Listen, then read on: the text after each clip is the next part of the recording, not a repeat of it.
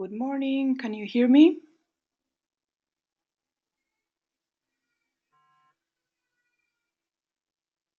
Good morning.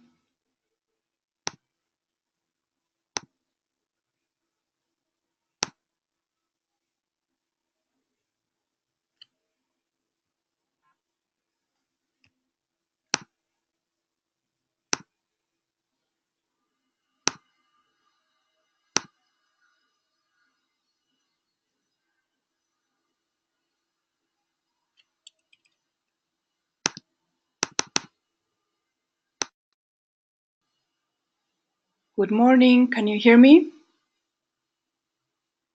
Thank you for joining the webinar today. We're going to be talking about crafting your brand and owning your story. I just want to make sure that I'm doing this right so that you guys are listening. Just give me a second.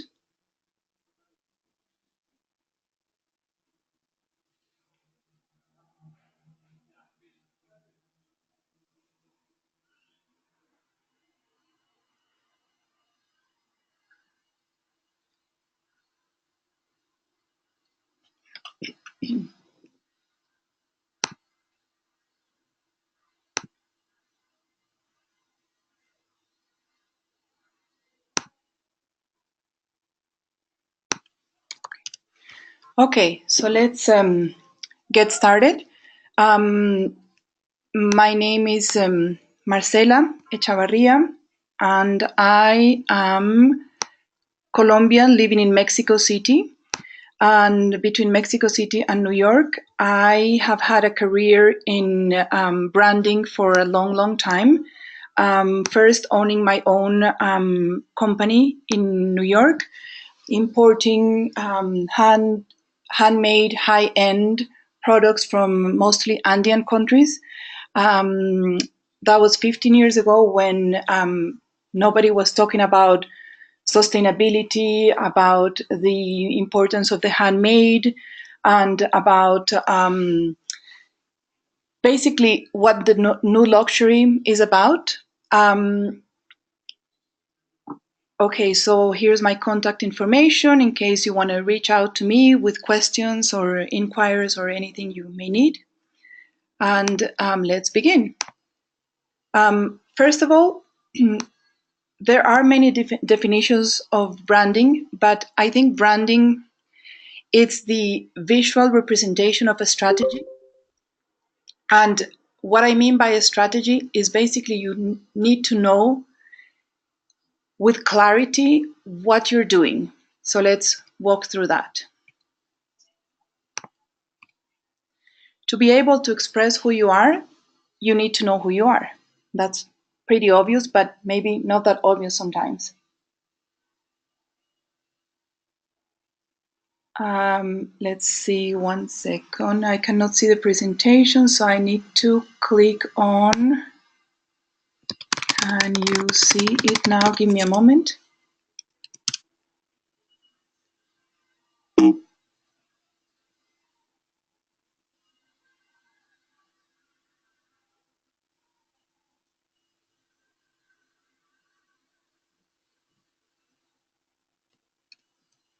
Okay, so I'm going to begin again. Sorry, you guys were not seeing the screen. Okay, welcome to the webinar. We're going to be talking about crafting your brand and owning your story. My name is Marcella Echavarria.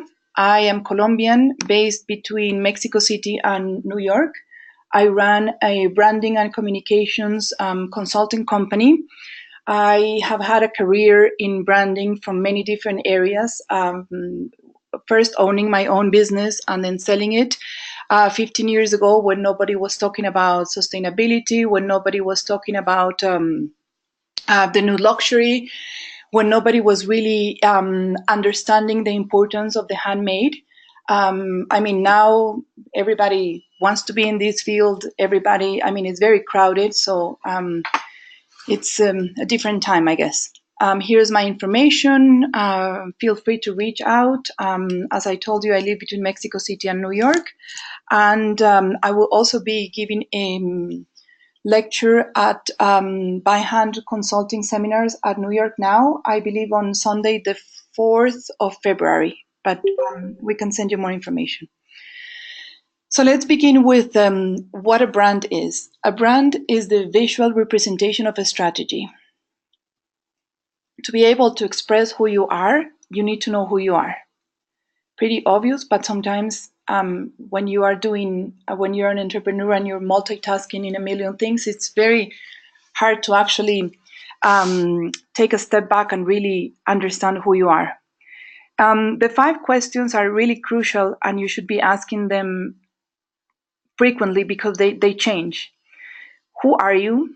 What are you doing? Why are you doing it? Where are you doing it? And how are you doing it? I think if you have a clear vision of these 5 questions, they can really direct your strategy and point you in the right direction. The right direction, what I mean by the right direction is finding what is your UVP, your unique value proposition. What are you doing differently in a crowded marketplace like we have now? Something very common in the world of branding, a lot of people tell me, I have a brand, I have a logo. But let me just tell you something. The logo is not the brand. The logo is the tip of the iceberg. A brand is something much more complex. It's a space in the head and the heart of your customers. Basically, you have to own a space in your target customers to be able to have a brand. Their loyalty is your currency. Successful brands are not static. They are fluid and evolve without losing their DNA.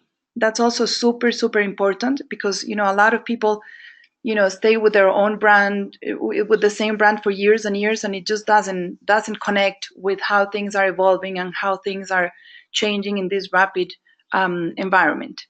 So, an example, you can see the evolution of Coca-Cola. You barely notice it, but they're constantly evolving, the logo and evolving all of the visual representations of the brand to actually connect with that visual culture that is changing constantly. So strong brands have primarily one voice, and this voice could be the voice of the person behind it, the voice of the place of origin or provenance, the voice of the material or technique, or a voice related to how the product is made.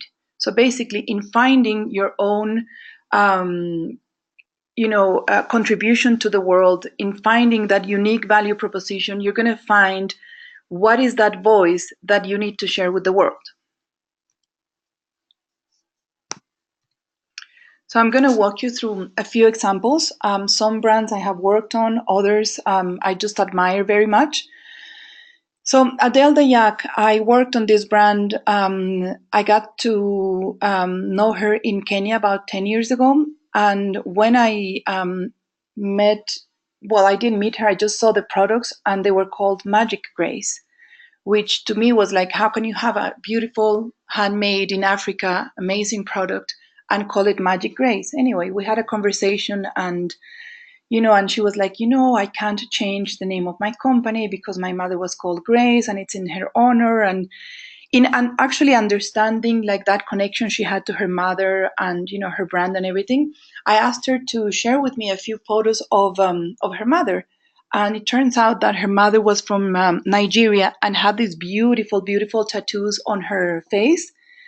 So I just suggested, let's just do your name and embrace, your name with the beautiful tattoos that your mother has. And, that was, how the new brand was born and how the new value proposition started to emerge. If you look her up in Instagram now or, anywhere in social media, she's now presenting in Paris. So basically it went from being a local, under the radar brand, crafty looking, not very clear about anything, to becoming a world-class, state-of-the-art, amazing fashion brand. So basically, when you have a certainty about who you are and you express it confidently and visually, That's where the power is, and that's where actually the whole purpose of this business is about, because the products are going to be evolving, everything will be evolving, but the actually the legacy and what you are working towards is building a brand. So here's Adele, and she's developed an incredible powerful incredibly powerful visual language, in which she owns the story so much that she travels and shares pictures of her travels in a beautiful way, and always connecting the legacy with the product, because I mean we are all selling products, after all, this is what what this is about. But she was not, when we started this, she was never, when we started this journey of discovering who she was and the branding and everything, she was not sure about like all the beauty, all the beautiful elements and all the richness that she had to share with the world. This brand I love. I haven't worked on it, but I just admire it very much. It's a girl based in New York, but she manufactures beautiful shoes in different African countries, and it's called Brother Billy's. I think her clean aesthetic and the way she links the provenance with the product is brilliant. You can see, like she'll share something of her travels in Burkina Faso. She'll share something about, an experience in a market.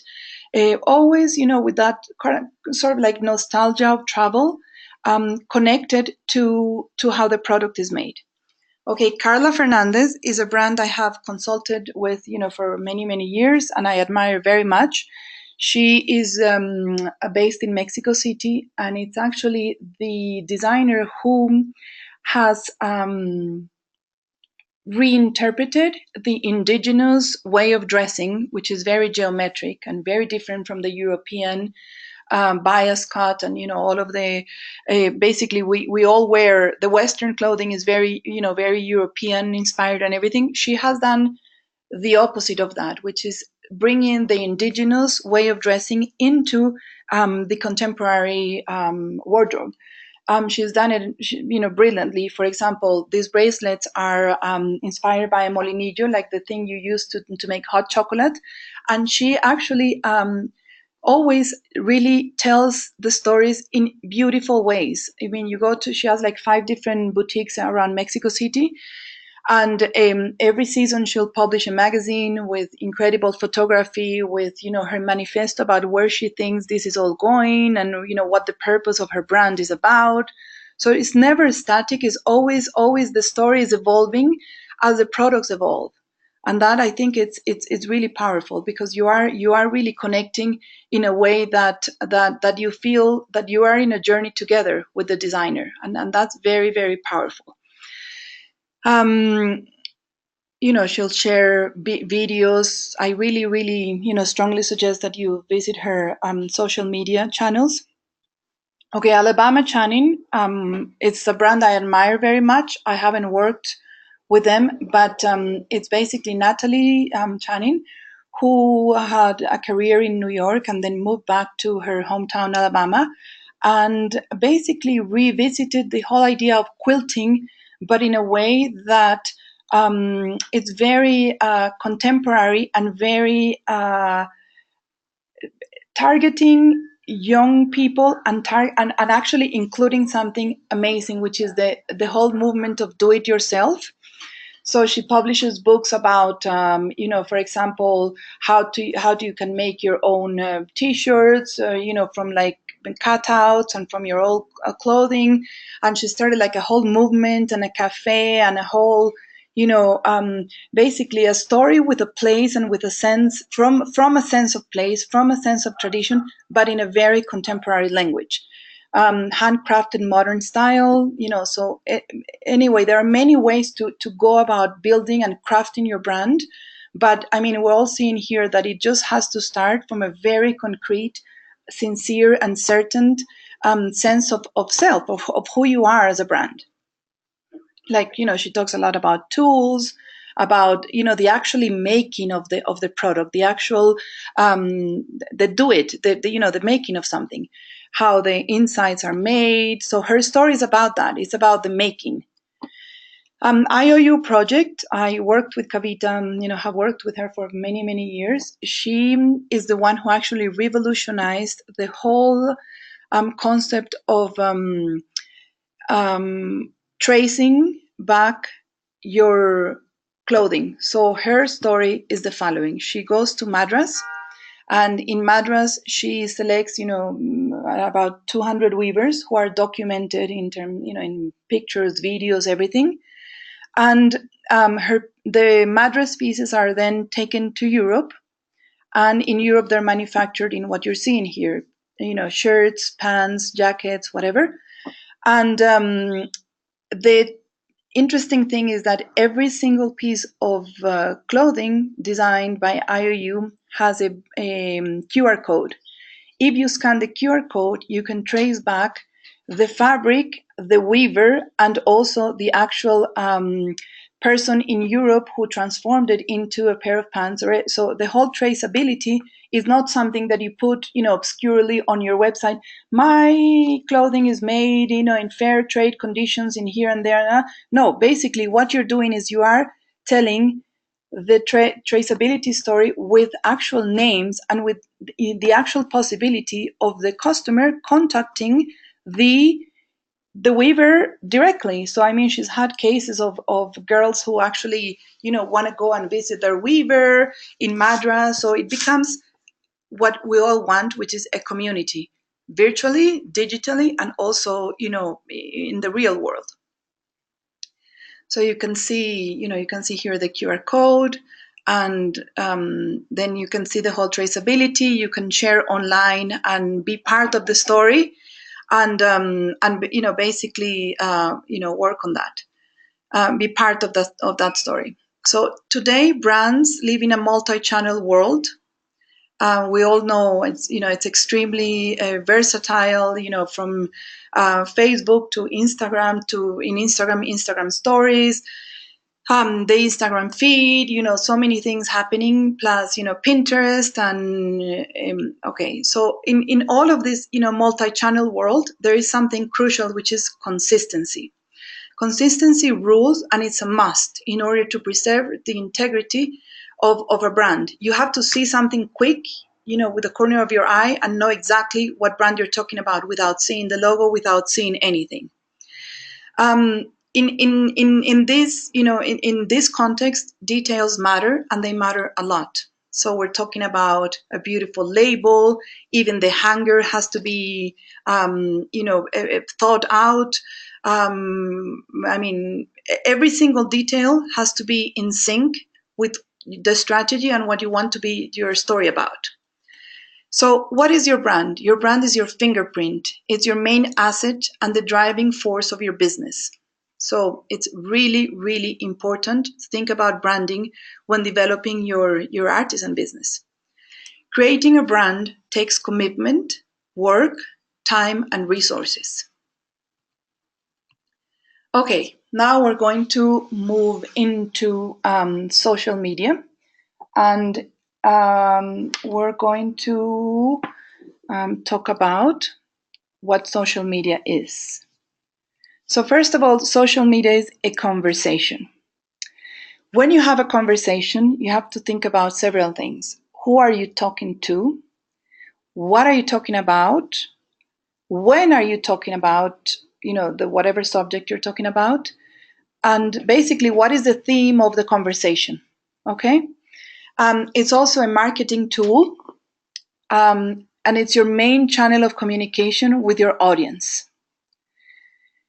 So Instagram, I think in the world we're in, of the handmade, of the new luxury, of the new origin of things, I think of all the social media channels, if you had to choose one to focus on, it's Instagram. There is no doubt about it. As you know, probably you don't, Instagram is owned by Facebook. So, that's important to keep in mind.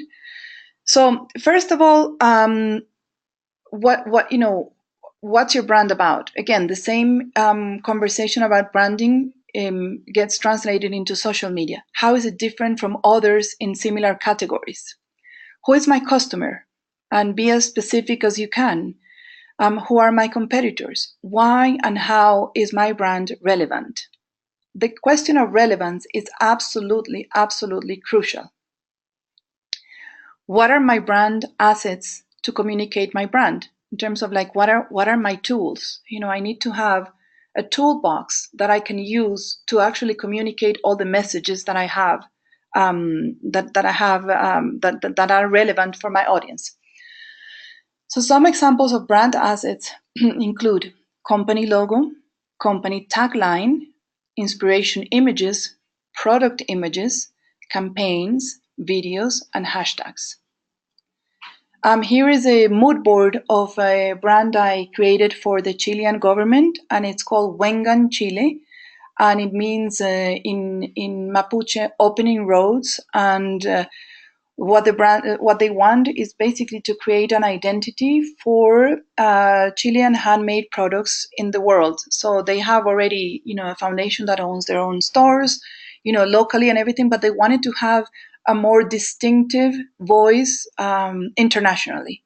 Okay, so here's the mood board. So here we're talking, a color story, a texture story, inspiration images, yesterday and today, making landscapes. Chile is a beautiful country in terms of, the diversity of landscapes, and so that was important to have.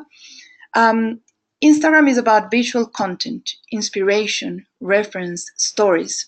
Think of any image you post as a gigantic banner seen by thousands and even millions. So that's super important. Like, don't do things that are just to do them, like like a task. Like, I have to do my Instagram feed. No, the Instagram feed is your tool and your instrument of communication with the world.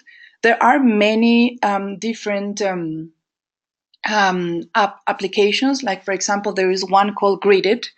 There is this brand called Caravana Tulum that does everything using this app. So anyway, I mean, there are, you just have to, once you find your voice, then you find the apps that you need to actually express that.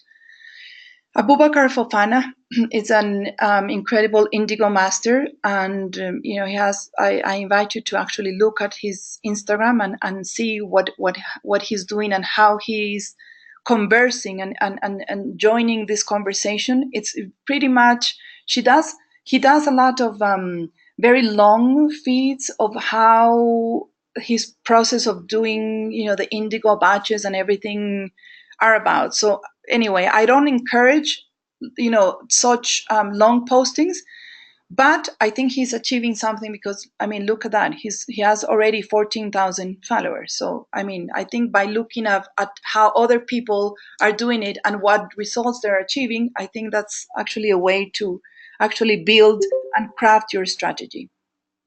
Carla Fernandez, like I shared with you before, is brilliant in how she runs her Instagram and everything.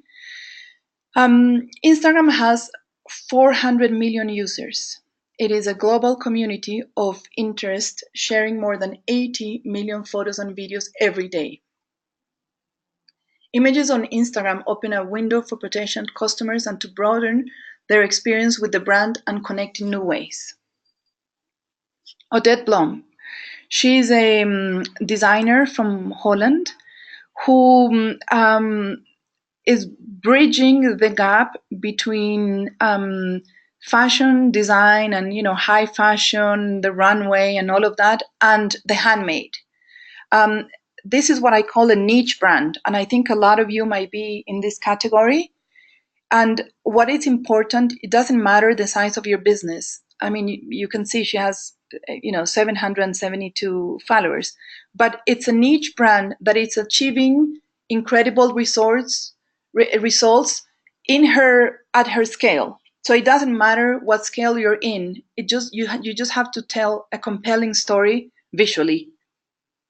According to statistics published by Shopify, 93% of buyers are influenced by visual appearance when deciding on a purchase.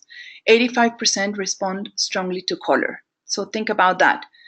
However, if you go to Adele Dayak's Instagram, it's all black and white. So this is not written in stone. It always depends on you and your story and your voice and your strategy. I mean, in the end, it's all about strategy. In order to use Instagram effectively, it is necessary to follow a plan that responds to a long-term strategy defined for the brand.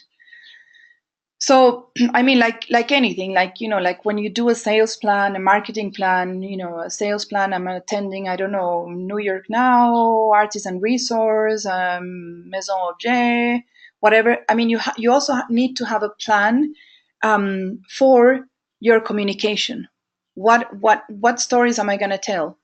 This is, I don't know, April. So in April, I'm going to focus on Mother's Day, for example.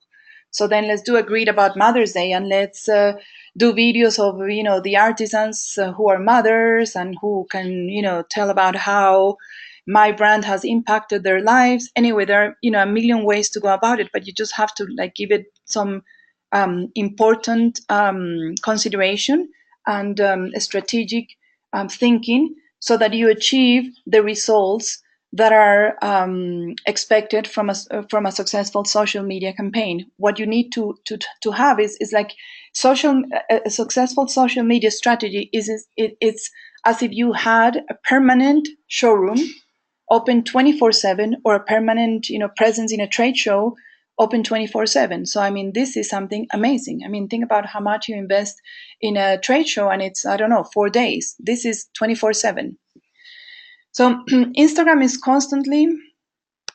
Wait, I'm going to read from Jamie. The challenge that has changed their yes, organic feeds. It's harder and harder for brands to get noticed. In January, they changed the way users see business accounts and getting their. Yes, Jamie. Jamie's asking about the new algorithm that Instagram has changed, and actually that comes from Mark Zuckerberg. As I told you, Facebook and Instagram both changed their algorithm, and actually I'd like very much the change, because it goes back to the whole basic idea of what Facebook and Instagram are about. They are about connecting people. So they are favoring the voices of people and people interacting with people, as opposed to brands just throwing and sponsoring and just throwing a commercial and publicity things. And I think that's actually going to raise the value of the whole concept. But okay, it has an impact on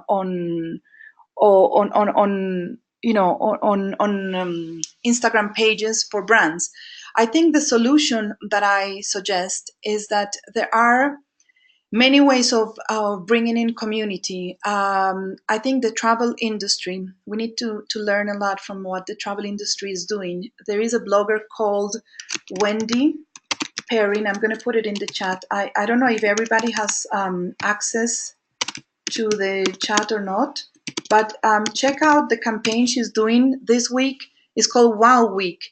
And throughout all of her social media channels and all of her partners, she is doing a brilliant engagement campaign, basically about setting the stage for where people may want to travel this year, which could apply perfectly for setting the stage for what people want to buy for their home or for themselves this year.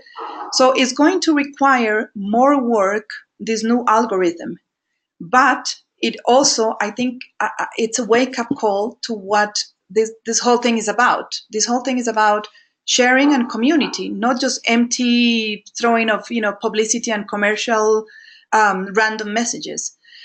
I think I could perhaps send you all I could prepare a set of bullet points on how to go around this new challenge, with this algorithm. So I will send it to Karen, and then Karen can send it to the group. So give me a couple of days after this webinar to send you this. But it is a very relevant question.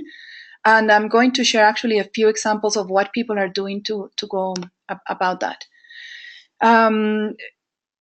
I was going to mention that stories are super, super relevant. So more than the feed, the stories are great because now you can store the stories on top of your feed. So they're not disappearing after 24 hours like before. You can actually have a sequence of stories. Um, Here are a few examples of Adele. Okay, hashtags. Hashtags are super important. You need to define what your hashtag is about, because what is a hashtag? A hashtag is actually a way to index who you are. So that's how the world is going to find you. Another great change with the algorithm is now you can follow hashtags as you follow people. So the new handmade, the new, like find out, if your hashtag is taken, and then create your own and be really creative and incorporate the tagline of your brand with your hashtag. I think I'm going to have time to actually share a branding manual at the end. So you're going to see real examples of this. I'm just sharing a few things. This is Carla Fernandez. More things on hashtags. They're not nearly as effective if you use the same ones over and over. So make sure you use different ones each time. It's also important to ensure you use relevant hashtags, or your post can be reported by other users. So, the question of relevance again comes back all the time. Don't choose hashtags that are too competitive, or you won't be shown on the top post. I mean, just put artisan, doesn't work. Choose those with low to medium competitiveness. So we'll see at the end a few examples of that. Tagging. Tagging, I think in the change of algorithm, tagging is super important, because that means when you tag someone, that means you're inviting them into the conversation. So you can tag customers, you can tag stores. If you have a client that is, a retailer that is buying from you, you can tag the store, individual stories. I mean, there are so many ways to do that.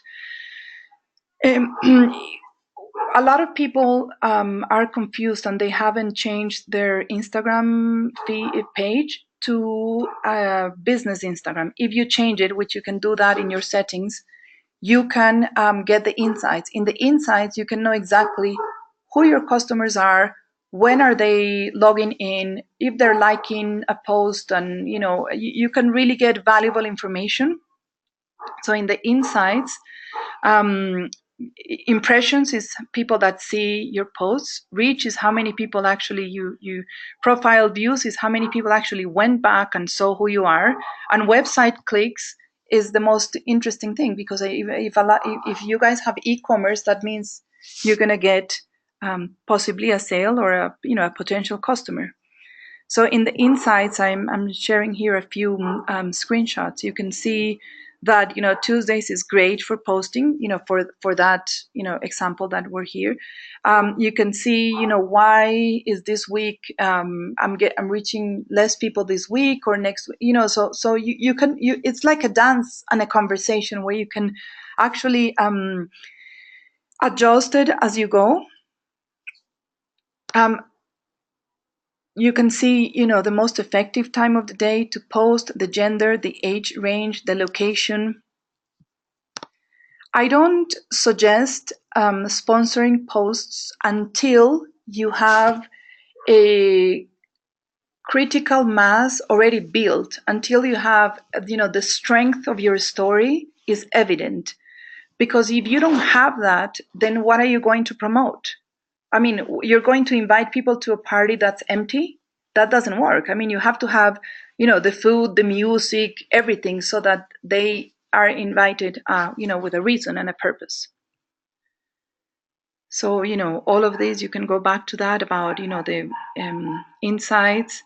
You can see, if people are liking blue, if they're liking landscapes, if, So a few tips. Keep a balance between promotion and inspiration.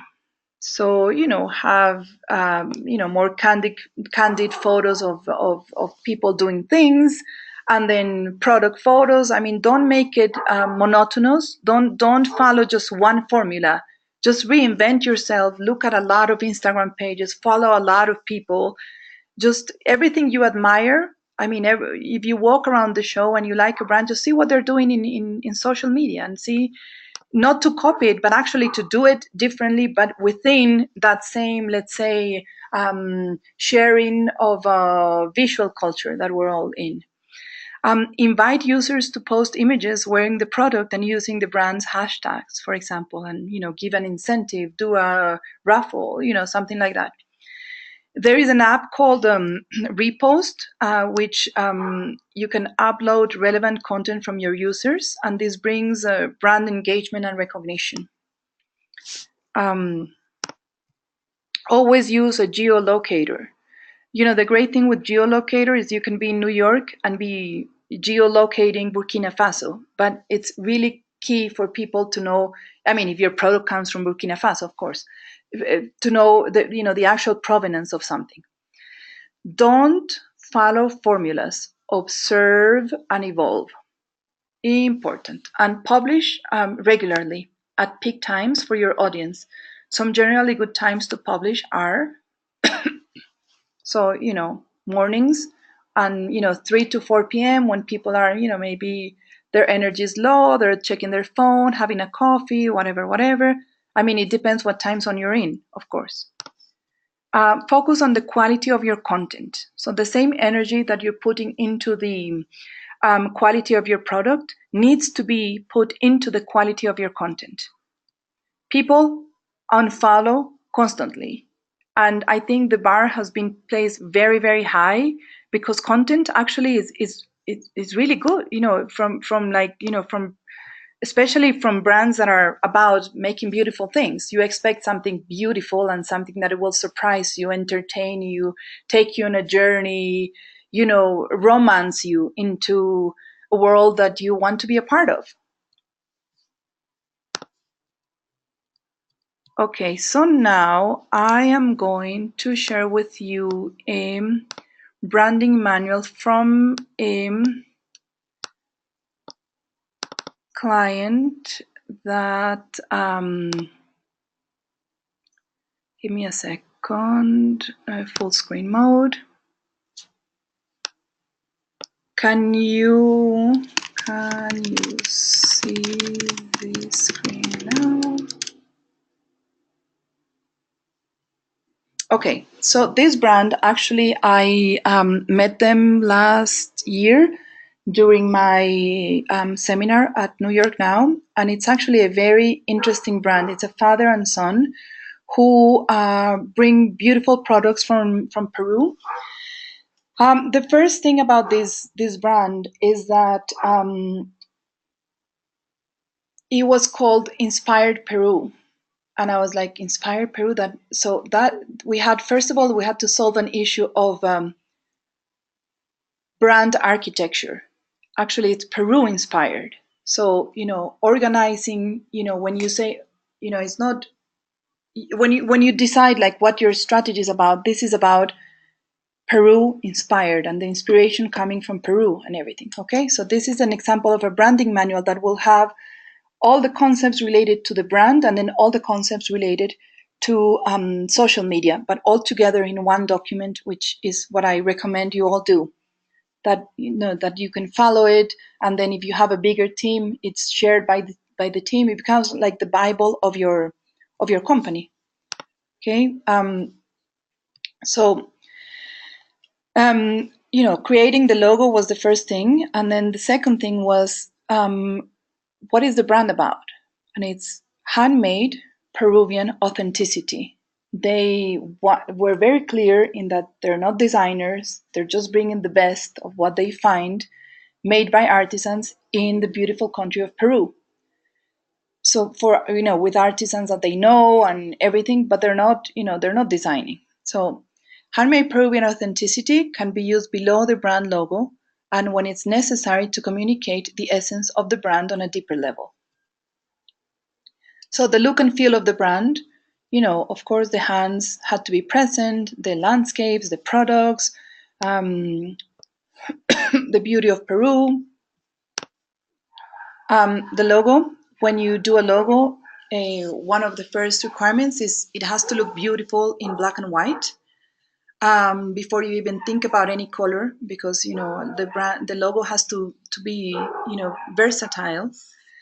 Um, Also, when you choose a typography, make sure you use a typography that you're going to use in your email communication, in your brochures, in your postcards. You need consistency in every single aspect of your communication. If you're going to do product photography, make sure you have an identity. You've chosen a way of doing the photography that has a lot of character and that communicates a lot about what your brand is about. So this is a colorful brand. Peru is colorful, so we chose colorful backgrounds, and that was very actually easy to do and easy to replicate, because you don't want to have like beautiful photos in the beginning and then you know don't not follow it properly. um, Beautiful photos of artisans, but textures also. Here are a lot of the brand elements. So, the structure of how a business card is presented, the postcards, it's always going to be about, artisans, or are you going to mix it with product and texture and animals? How are you going to have the letterhead, the envelopes? Are you going to do are you going to have the signatures designed for your emails? You're going to have stickers if you have e-commerce. Are you going to have a beautiful T-shirt if you're going to participate in a trade show? um, a few ideas for your booth design. So, for example, we wanted to bring the Peruvian landscape. So, a carpet that looks like grass, and then a very modular kind of structures that can be assembled in different ways and, kept stored easily. They make a lot of Christmas ornaments. So, a beautiful Christmas tree, a ladder for the scarves.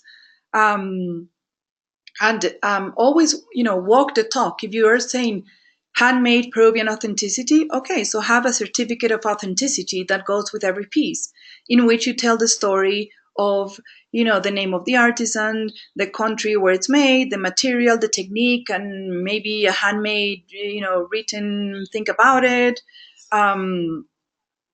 So here are all the different, things for the packaging, elements for the packaging, the bags, the ideas for the communication, and this could be perfectly applied to Instagram as well. You can do a sequence of by product. For example, this is the belts, which are one of their best selling products. But always like telling people, okay, the interesting thing about these belts is they're authentic, they're Peruvian, they're authentic, and you can see the use of color, the website, the profile pictures for the social media channels, the for Facebook, for Instagram. Okay, Jamie is asking, at what point in a business do you invest in all of the work you just showed? That is very variable. I think my suggestion would be as early as possible, because that's your Ferrari. I mean, that's your vehicle that is going to take you somewhere, and that is going to take you somewhere. You go faster in a Ferrari. I mean, you can go, one step at a time, but then it's going to take you longer, especially now where, when, everything is about branding. So my suggestion is, at what point do you work on this kind of strategy or, way of doing things? As soon as possible. So let me see what time it is, and then I have time to show you another one. So I'm going to show you the one from Chile, okay, which I mentioned before. Full screen mode. So this one is in Spanish, and the one I showed you of Peru inspired, that is actually an example of a brand evolution. So they had already, set up the business, participated in a few shows, had successful accounts, but were lacking this whole, brand environment and the coherence of all of that. So that was an example of brand evolution. Wengan Chile, on the other hand, is an example of brand creation. So from the beginning, from like creating the name, the concept, understanding that it's only, for the international market, they don't want it to have any resonance in the local market. So that's a different type of project.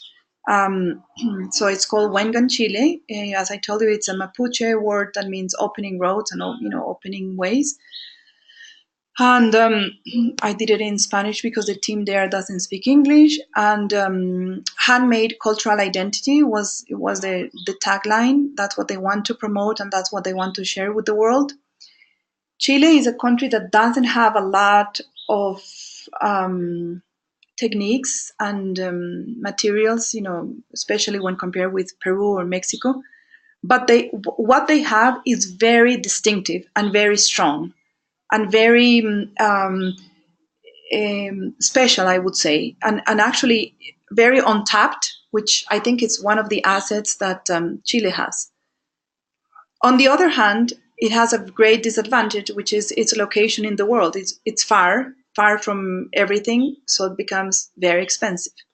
I mean, even there, when something comes from the south and you are buying it in Santiago, it's super expensive, even within the country. It's a very long country, and that's challenging. So that's why, in terms of the strategy, I suggested that they focus only and especially in the handmade, in the high end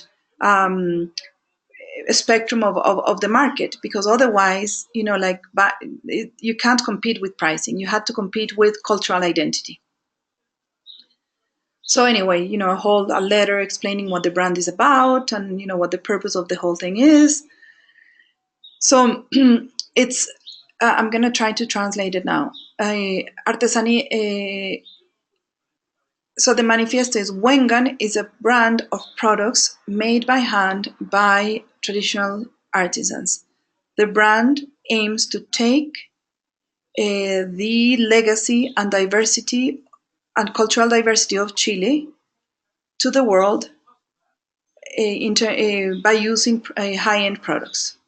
So, the brand values authenticity, friendly, diverse, modern, traditional, rooted, the look and feel, very landscape oriented, let's say, very earthy, very, what are the brand attributes? It's a future that comes from a strong past. It's heritage with a lot of future. It's a territory that has, a strong identity. It's a handmade identity, and it's a legacy that continues. I mean, for all of this conversation, you need to go deeper and see, how are we making sure that these traditions can continue, because that's the source of what this business is about. I mean, we're all working with artisans. Who are the artisans? And there is a big threat that globalization is imposing on them, and how are we going to respond?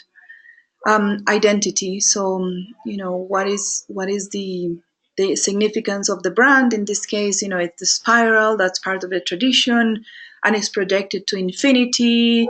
And reaching global markets and responding to globalization with quality, and responding by opening new markets.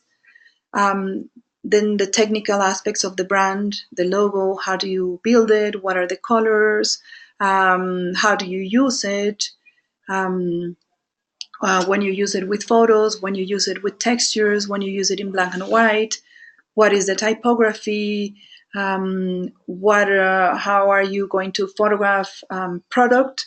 So, if you want to have a lifestyle photo shoot, or you want to have just, combined with texture, basically you also here have to think about budget and manpower, and how many people do you have to do this, and to constantly be renewing something. You need to create a way to do it that that it's viable for you and for the size of your business. So the context and the business cards, and the different elements, the packaging, because they also wanted to have an e-commerce presence, um, the brochures, the ribbon, to pack everything, a little coin that you can, because we're talking here high end, that you can incorporate into the product. Like, if it's a super expensive guaso hat that I don't know, they're like $800. Well, you can afford a beautiful copper coin to go with it. They do a lot of advertisement. So, for example, in like airline magazines and things like that. So, what is the look and feel of those advertisements? Here is, the look and feel of the website, the Instagram. Basically, what you need is to have the tools to be able to have your brand at the level of where your product is. Because if they're not at the same level, then one or the other is going to fail. Okay, so I think we have a few minutes for questions. So you can write them in the chat if you want. I am ready for questions.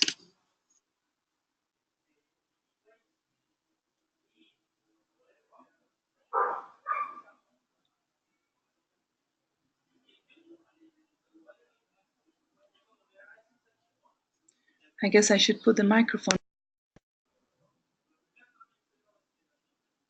Right. Attendees. And then unmute. So I've unmuted the microphones if you guys want to ask me something, or the chat also, whatever you prefer. How long does it take to go through a branding process? That depends, because it's actually a strategic process, and then it depends on the client. I mean, if they move fast, for example, the whole project for Peru Inspired was 4 months, including, I did photo, product, from brand evolution, concept,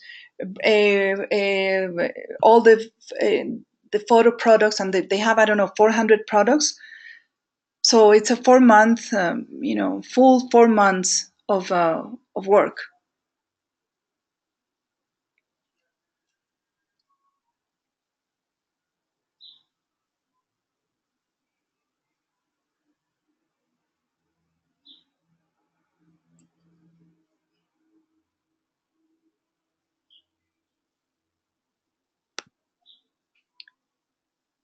Okay, so I guess we are finished. If there are no, any other questions, you can also, Marcella, will you be coming around Yes, absolutely. Rebecca is asking if I will be coming around. Yes, and then Helen, maybe you can confirm the time of the lecture. So if they want to meet me, they can come also.